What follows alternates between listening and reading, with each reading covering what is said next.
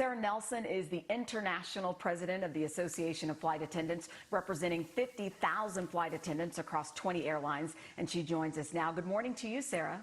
Good morning. Let's dig in here. Starting today, we thought this was interesting. American Airlines is allowing flights to be booked to capacity, so essentially meaning they will no longer block off that middle seat. What concerns do you have for your flight attendants as well as passengers with this change?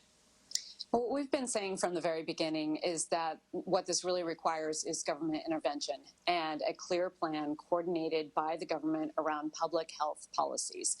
When you leave it to private industry alone and you have a major disruptor like this pandemic, then it doesn't lead to the best outcomes when you just have private incentives to make decisions around public health issues. And that's why we have government set public health policy.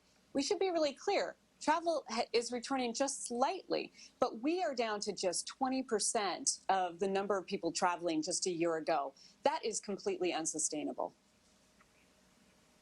Also taking effect today, this is a big story today, the European Union is reopening its borders to visitors, but U.S. travelers will not be allowed. How does this impact the American airline industry, in your opinion, and its reputation? Yeah, it's aviation's reputation, but it's also America's reputation, and this is devastating. You know, we fly to every corner of the earth when some can only dream of crossing borders, and that is because of the reputation of America. That's because of our reputation in aviation and our governance and safety, competence, and we are throwing all of that out the door. Normally, when an epidemic breaks out, it's usually transportation that takes action with government coordination to stop the spread at transportation's door. We are so far beyond that, and we've got cases growing at such a rate, as Dr. Fauci testified just yesterday, that the rest of the world is saying this is completely out of control, and we cannot trust America to be safe. That is a significant issue that is going to have a major impact for a very long time and cut us off from the rest of the world. And most airlines have had to take it upon themselves to implement their own policies, like requiring face masks. But as you said, the federal government needs to step in because it's an impossible task to enforce these rules. And what's the incentive for passengers on the plane to listen to something that you guys are saying? I mean, how could it help if the federal government does step in? Well, we have the backing of the federal government then. The first thing we have to do is attack this virus. And in aviation, aviation is an essential service. We get goods and services to our communities. All of these communities, whether you travel or not, count on aviation to be connected with other states, with the rest of the world, to connect to people and the goods and services that we bring to those communities. So every single business counts on this. Aviation is the backbone of our economy. And so we have to get this right. We have to have a layer of safety policies in place. And I do want to applaud the airlines for taking the steps that they have.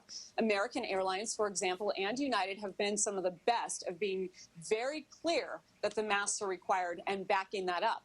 But without federal backing, those of us on the front lines who are essential workers and sent into this space to enforce this are left without the backing of our government. And in fact, our government has told some people that this is a political decision instead of a public health decision. And if we're not all treating this as though we're all in this together, we're less safe. So we need to look at this as attacking the virus, making sure that we're keeping people connected to their jobs and their paychecks and their health care right now. That's what the aviation payroll support system did in the CARES Act. That needs to be extended. And we could have a health care corps with tens of millions of people out of work right now. We could create a health care corps at the front of the airports to ask people self-assessment health questions, check their ability to understand how to wear the masks, and make sure that we have safety policies in place that can allow aviation to travel safely without risk of continued spread and regain confidence with the rest of the world. Those are the steps that we need to take that could be taken right now, but are completely absent from the current leadership. You know, we were all talking about it this morning. It's to the point now where I think, look, we want to travel, we want to get out there, but frankly, people are afraid. If you had to travel right now, if you had to recommend to a friend, you know, whether he or she should travel, what would you say? Look, cases are on the rise, and what we have seen actually is as cases have climbed in recent days and some of these reopening policies, the idea that we can just reopen our economy without addressing the threat itself has led to a spike in these cases and increased concern, and bookings have started to fall off already. So people are very concerned, and aviation is not going to return. The rest of our economy is not going to return unless we can get this contained. This is so out of control that they're saying at this point contact tracing won't even work.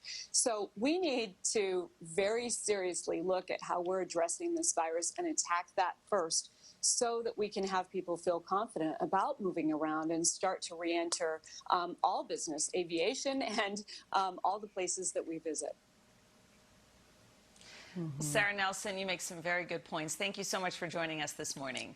Thank you. And do wear your masks. We need you to wear your masks. Thank you. Absolutely. I always do.